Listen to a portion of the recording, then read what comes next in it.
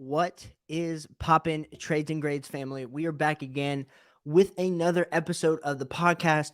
If you are watching our segments on YouTube, hit that like, hit that subscribe button. And if you're listening on Apple or Spotify, please leave a review. Really helps us out as a channel. And again, tonight I'm flying solo. It's your boy Caleb coming back. I wasn't on last week. Noah flew solo. This week I'm flying solo. Noah's getting married this week. So put out prayers for Noah. The man is getting that ring on the finger, is about to get married. Super excited for him. So send that congrats. Send him a tweet. Send him something. Hype him up. Hype him up. Getting married is important. Been married for 3 years myself, so I know what kind of commitment that takes. To all of us men out there that are married, we know. The first month of marriage is great, and then they realize all your flaws, and it goes downhill from there. And if you're a man trying to find that special lady, you know what? Keep shooting your shots. The law of averages, baby. You shoot. Most hitters in the major leagues, they hit about 300, 400%. So you got to take a lot of shots, and some guys don't understand. It's a volume game. It's like anything, like sales. It's a volume game. But you guys are not here to talk about my dating advice. You're here to listen to me talk about some fantasy football. And so we're going to start it off. We're going to talk about the injury report really quick. So major injuries this week. There's a few that we got to look out for. So let us go through first. Russell Wilson is dealing with a hamstring issue. Potential that he's out there. Potential that he's not. It doesn't really matter to me. The Denver Broncos offense has been terrible. Just been awful. So don't even worry. Like, you're probably starting Courtland Sutton because it is desolate in the wide receiver land with all these buys. And so you're probably starting Russell Wilson, or not starting Russell Wilson, starting Courtland Sutton. Everyone else off the table. Maybe Greg Dolch because he's been having some okay weeks, but I don't know what happens. Matt Ryan has been benched, so he was dealing with an injury, but Ryan Tannehill is dealing with an ankle injury. Potential for Malik Willis to show up this week. We'll have to see. That is interesting. Of course, major news on the fantasy block that happened on Sunday. It looks like Breece Hall tore his ACL. Doesn't look. He did tear his ACL. Breaking at the hearts of dynasty owners and redraft players alike as he was really starting to come on. That is a very, very rough. Ezekiel Elliott is dealing with a knee issue. And the Podfather tweeted out today Tony Pollard season. So will we see a full Tony Pollard game? I have Zeke on a lot of rosters, and I am scared. If this man does not play and Tony Pollard goes out there and performs, we, Zeke owners, and dynasty and redraft might be host. DeAndre Swift. I freaking swear, DeAndre Swift is ticking me off. If we could just realize for a second, if you drafted him, you're probably not looking too good. I have a league where DeAndre Swift I felt great taking him in the second round. He fell to the second round, and I had, all offseason was hyping up Saquon Barkley. But I had so many Saquon Barkley shares. I was like, you know what? I probably should just take DeAndre Swift, because I need to diversify my portfolio a little bit. Now I was wrong. I should have gone with the gut, and it didn't go with the gut. But DeAndre Swift was questionable last week. They acted like he was a full participant on Wednesday. But I don't know if he's going to play this week. And if he does, what that workload is going to be like. So keep an eye out on DeAndre Swift. Gus Edwards, so on 10/26, which was today, he was limited last week. He was questionable for Thursday night's game. He did look pretty good in this coming back. So that was super excited to see. James Conner still dealing with the rib issue. It's still day to day. So we got to keep an eye out on that. Like I said, we're recording this on Wednesday, so it is hard to make those decisions, but want to keep you guys updated so that if you guys have these in your injury spots, you've been praying that these guys come back. Keep an eye out. James Robinson, big, huge trade. We are excited because Travis Etienne is freaking unleashed. He's freaking unleashed. We are so happy that Travis Etienne, all of us truthers, RB1 season for Travis Etienne. Travis Etienne's probably what Breece Hall was about to be. And James Robinson walks into the New York Jets. Definitely better than Michael Carter. But how long is that going to take for him? I know he's dealing with this knee injury. So we'll have to see exactly what that looks like. Chuba Hubbard also dealing with an ankle injury. Is this going to be Devontae Foreman and Chuba Hubbard? People were like, which one do I pick up? Both performed last week. So we're going to have to just see exactly what happens with Devontae Foreman. DK Metcalf's going to be out this week. He did not practice on Wednesday. Deebo Samuel had a hamstring injury. He is day-to-day. Rashard Bateman has a foot injury. Mike Williams had that high ankle sprain, is going to be out, looks like a month. Monroe St. Brown is still in concussion protocol. Started off the season amazing, and then we're still debating that. Mike Evans has an ankle injury, except he was signing those autographs with the refs and somehow came out saying that he was they were asking about golf. He's writing down his golf coach. Like, yeah, right. Yeah, right. Can anyone actually imagine Mike Evans swinging a golf club like that? That actually is funny. And something that we need to like see happen because he's like so lengthy. It's kind of even uncomfortable to watch him run. And I think we need to see that one. Keenan Allen still dealing with a hamstring injury. Alan Lazard has a shoulder injury. Nico Collins and groin. Okay, let's move on over to the tight ends. I know you guys do not really care about this injury stuff, but it does matter because we are putting them in our lineup. We got Mark Andrews dealing with a knee injury. He's probably going to play. Darren Waller with a hamstring. Freaking Darren Waller, get out there and play. Screwed me over in a lot of my tight end spots because right now, this season, it's really only the Travis Kelce, Mark Andrews show. Kyle Pitts has let us down, and pretty much any other tight end has let us down, except maybe Dallas Goedert's kind of been consistent. David Njoku's dealing with an ankle injury that is going to be a 2 to 5 week absence as well. Those are the major players that are on injury. So hopefully that helped you guys out as we walked through the injury report. Now let us go to the week 6 winners and losers. So like I said, Noah wrote out a few of these. So let's go over some of Noah's winners and losers. So he said the entire Bengals offense. And this is a man that is speaking to my entire heart by saying the Bengals. If you have been following this channel for any sort of time or listening to the podcast, you know that I am a huge Bengals fan. So Joe Burrow put up 39.2 fantasy points last week, 481 yards and 3 touchdowns. Let me say this. I played against Joe Burrow in multiple spots, and I was ticked because I had Patrick Mahomes going in a lot of spots, and Joe Burrow absolutely showed out. We then have Jamar Chase, puts up 8 catches for 130 yards and 2 tutties. 33 points there for Jamar Chase. Tyler Boyd, 8 touchdowns, 155 yards, 1 touchdown, 29.5 fantasy points. And I do not have T. Higgins up, but they were joking after the game that they all wanted 100 yards. And I think T. Higgins, I think he was close, but like if he had one more catch, he would have gotten to 100 yards.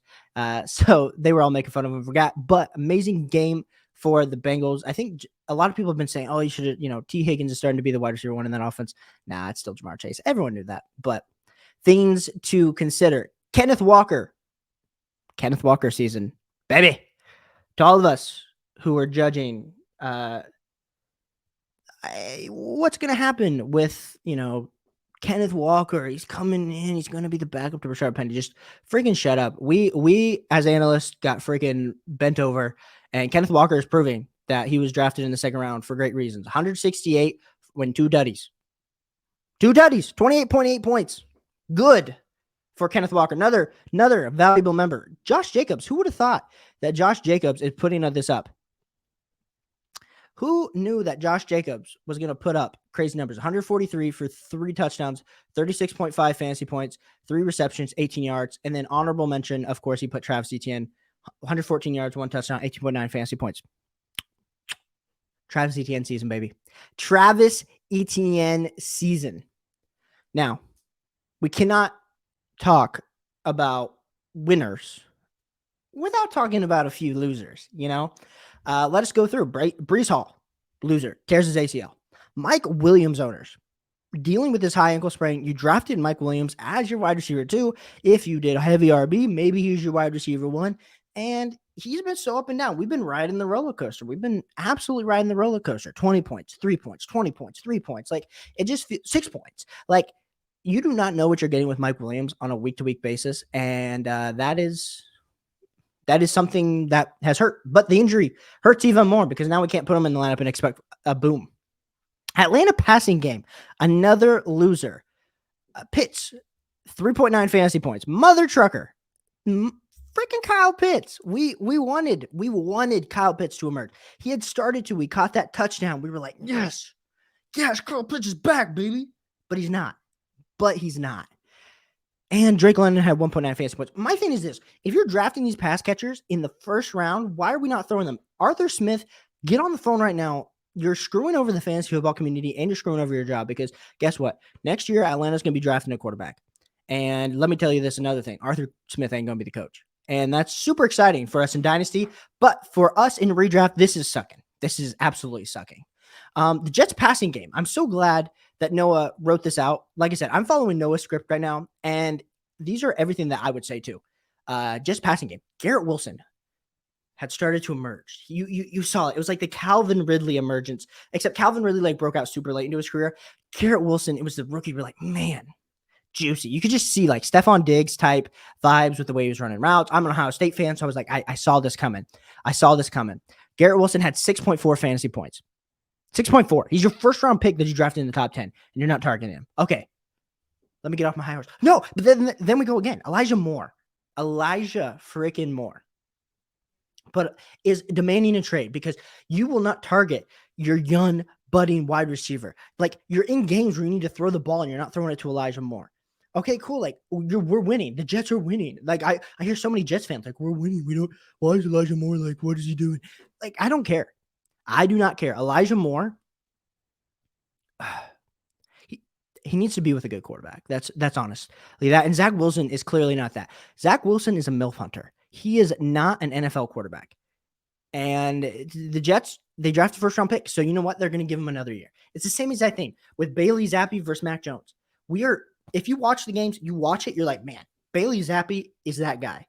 But they drafted Mac Jones. They drafted him, top 15. So they're going to give him the leeway. They're going to give him the starting thing. Even though Mac Jones is slightly overweight and really can't throw the football down the field. Give it to maybe the little athletic guy. Maybe I am just a fantasy football analysis, and that's what matters. But if you are here still 12 minutes into the podcast, appreciate you guys listening. Appreciate you guys being part of the Trades and Grades fan. It means a lot to us here.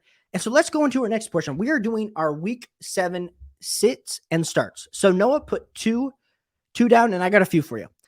Noah, start 1, Tony Pollard. So like we said, Zeke might be out. This is the week, the Tony Pollard workhorse week.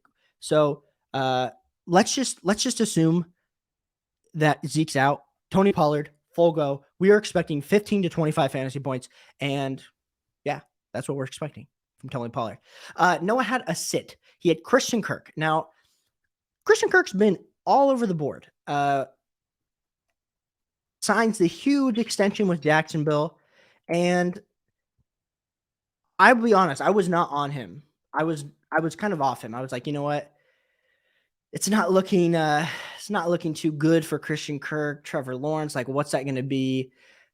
But the Jags are playing the Colts this week, and Colts haven't been looking too good. Colts will be starting a brand new quarterback this week, and no, I said Colts. You know what? I was wrong about that. So sorry if you're watching this. Jags are playing the Broncos. Same thing. It's going to be a bad game. It's going to be a bad game script for the Broncos. So and I understand, like, the Jags are probably going to get up pretty early, and they're probably not going to have to throw the ball a lot, which means a good thing for Travis Etienne. But I'll just say this: Christian Kirk, I might start him. I mean, you're probably going to have to start him with the buys, but I understand where Noah's like saying like sit. Now here are my start and sits for the week. So my starts: Chris Godwin. The Bucs look bad. Let's just be honest. The Bucs look bad. But when the Bucs look bad, let us all remember a time without Tom Brady. Let us just put that crystal ball and remember a time without Tom Brady. We will remember that Chris Godwin was the wide receiver 3 because they were throwing the ball 40 to 50 times a game. What's happening right now? The Bucs are really bad. Really bad. Bad for Lenny Fournette. But we are excited for Chris Godwin and Mike Evans, boys. We are excited. And any females that listen to the channel, we are excited for Chris Godwin. Another start, we're going to have Paris Campbell. Paris Campbell's emerging. As a big Buckeye fan, it is about time. For all of us in Dynasty that drafted him in the second round, it is about time that Paris Campbell, back-to-back weeks with over 15 points. Yes, sir. Yes, sir. We are going to take that. Now, the Colts are playing the Commanders. Sam Ehlinger is going to be starting. So even, we are a little bit upset, even though Matt Ryan was looking butt cheeks out there. We are a little bit upset that Matt Ryan wasn't staying in there because he was targeting our boy, he's targeting our boy. But we're going to go. We're going to be fine. We will be fine. And we're just going to roll the coin again because, like we said, the landscape of wide receivers is super rough. Is absolutely rough. And so we're gonna play Paris Campbell. He's a start for me this week for sure. Another start for me is gonna be Antonio Gibson. Now, Caleb, why am I starting Antonio Gibson? Isn't Brian Robinson taking his job? If you watch the games, Antonio Gibson is so much more explosive than Brian Robinson. And last week put up 14 fantasy points. So I'm not. I think Sleeper has him projected as like 8 fantasy points this week, which is fair because we don't know what's happening in Washington. We really don't. The backfield is just a shaky mess, and we're just going to bank on Antonio Gibson and the talent. I'm projecting 12 fantasy points, but let's be clear this week in the running back landscape, that's all you need. He's a solid RB2 that has like he could get that 15, 16 points depending if he lands a touchdown. So he is another start for me this week. A sit for me is going to be Juju Smith-Schuster because he's not playing. I'm just kidding. I'm just kidding. That's funny. That's funny. Juju Smith-Schuster, great game last week. All of a sudden, his dynasty ranking on a side note has gone soaring up. I think someone put him as their like dynasty wide receiver like 18. And considering the fact that at the beginning of the season, he was like wide receiver 35, tells you all you need to know. Juju is performing at a better level than ever. And my sit for this week is going to be freaking Robert Woods. We were all on Robert Woods this offseason. Me and Noah were both very much on the Robert Woods train. And the thing that I think we have to put into consideration with Robert Woods is they're just not throwing the ball the volume. He's getting like 6 to 8 targets a game. Like that's just not enough for Robert Woods to succeed, especially in this offense. And especially like I think he's been getting like 6 for 50 yards. So he puts up like 10 or 11 fantasy points, but then like last week it puts up 7 because he gets like 4 catches for like 30 yards. So this week, especially with like Ryan Tannehill did not practice today. So we're looking at Malik Willis going out there throwing the ball. Now, for fantasy football purposes, it is exciting. If you drafted Malik Willis in Dynasty, or if you're interested in redraft and you're like, man, I need a spot start, like throwing Malik Willis out there. Okay, maybe he rushes for 70 yards and like it really helps your fantasy football team. But like, what are the actual odds that he throws for 200 yards and like 3 touchdowns? Now I'm saying this, I'm like speaking it into existence. I don't think it's high. I really don't think it's high. And so that is why I have Robert Woods as a sit for me. That is why I have him as a sit for me. Now, if you have stayed all this way through the podcast, I appreciate you guys. Typically we go for like 40 minutes and not a lot of people listen for the full 40 minutes. So I am here. We are at 17 minutes in. I appreciate everyone. If you are tuned in for the first time, like stop by again. We appreciate you guys tuning in all the time. It means a lot to us. We're trying to grow the channel, trying to engage with some trades. So trading the grades, like I said, DM me, Noah, or DM the Trades and Grades Twitter to get some more info about trades and grades. We enjoy you guys. We appreciate you guys, and we'll catch you guys on the next podcast. Talk to you guys soon.